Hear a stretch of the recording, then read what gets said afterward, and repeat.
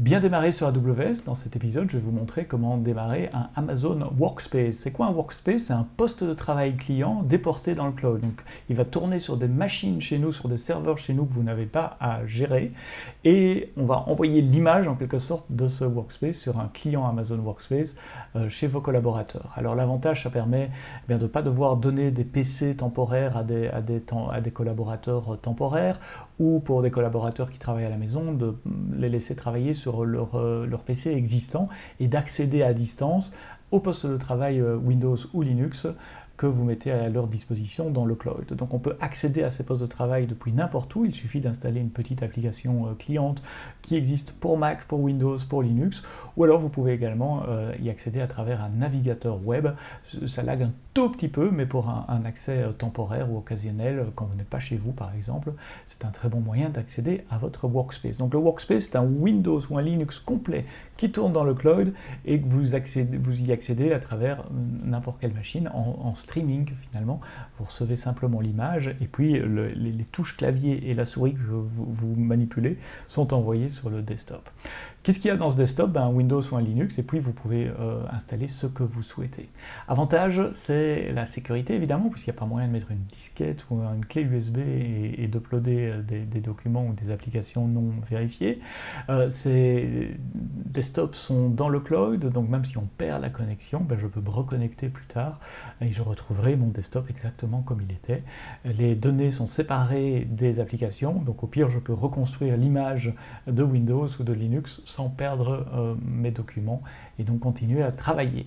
Alors comment ça marche? Vous allez dans la console AWS comme ceci et vous recherchez Workspace. Une fois que vous l'avez trouvé, il faut un directory pour pouvoir, donc il faut un Active Directory. Regardez les autres vidéos de la série si vous voulez savoir comment créer un Active Directory, sinon la console vous guide dans les premiers pas, mais si vous en avez déjà un, vous le sélectionnez, c'est là que sont définis vos utilisateurs. Alors pour quel utilisateur on va mettre ce Workspace? On va le faire pour l'utilisateur Seb par exemple, que j'ai créé dans mon Active Directory. J'ajoute cet utilisateur à ma sélection.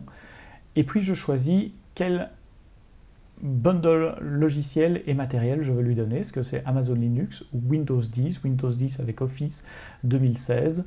Et puis vous voyez qu'il y a plus ou moins de CPU et de mémoire en fonction des applications. Ça peut monter assez haut, 16 CPU et 122 Go de mémoire.